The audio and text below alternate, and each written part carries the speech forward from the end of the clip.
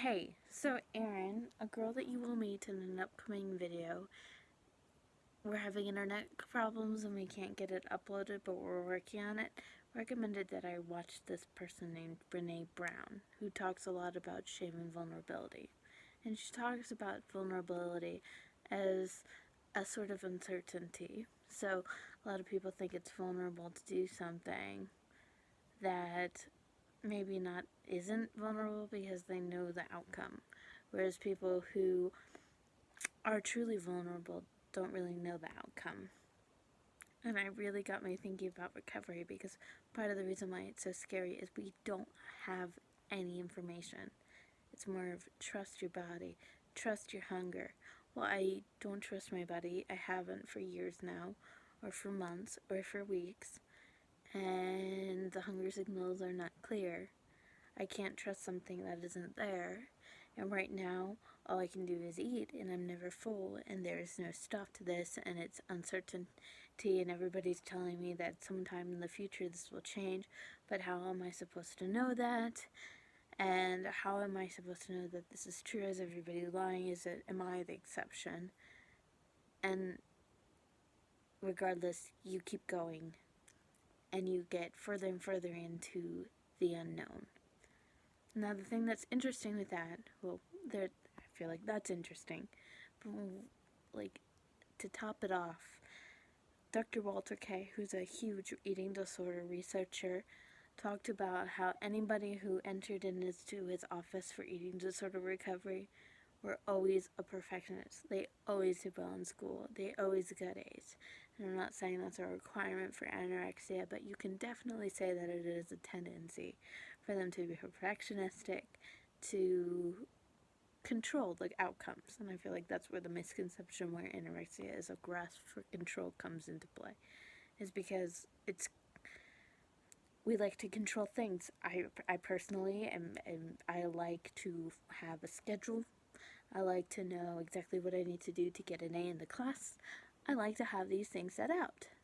Rubrics, they are great. I can look at it, see what I need to do it, get an A. Perfect. Great. Fantastic. You can't do that with recovery because there is no perfect. What is perfect is, in recovery standards, is to just follow your imperfect body that you've been mistreating for years and that doesn't know what way is up yet at all. And so it's a challenge, not just because it's recovery, and recovery in of itself is hard. It's because everything is unsure. You don't know if you're doing something right.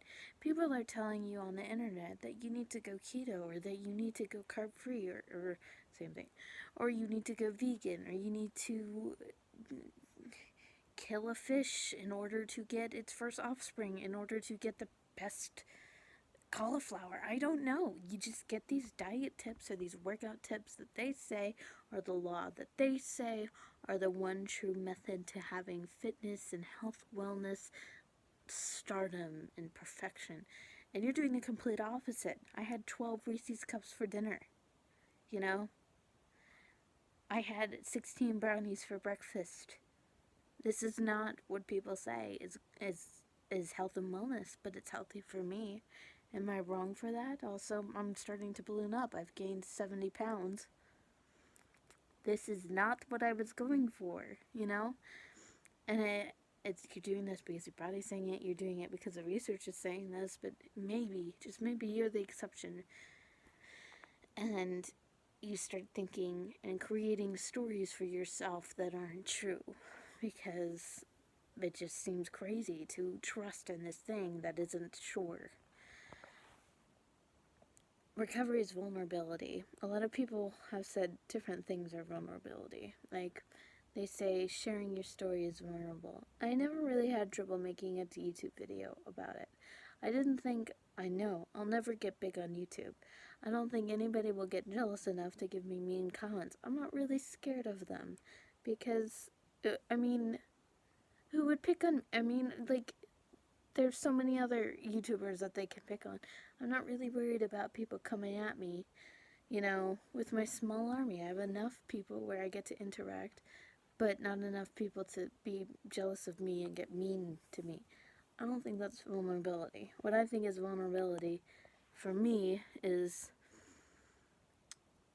maybe telling a friend that I have a YouTube channel, or maybe recovering from anorexia. Like, these are the real things, the things that affect your daily life. And some people can hide behind a veil where they say, this is what makes me vulnerable. But they know the outcome, they know what will happen. The most terrifying things in life is when you do it, you grit your teeth, and you just wait, because you don't know what it is going to happen, and you don't know if it's good or bad. Brene Brown said vulnerability isn't supposed to be meaning winning and losing, it's the uncertainty that follows any action. So, keep going with your vulnerability journey. I know it's hard. It's terrifying, absolutely terrifying. But you aren't alone, and the feeling of uncertainty resides in us all in one time or another. And this is your outlet for vulnerability, and though it is a doozy of an outlet, you aren't alone.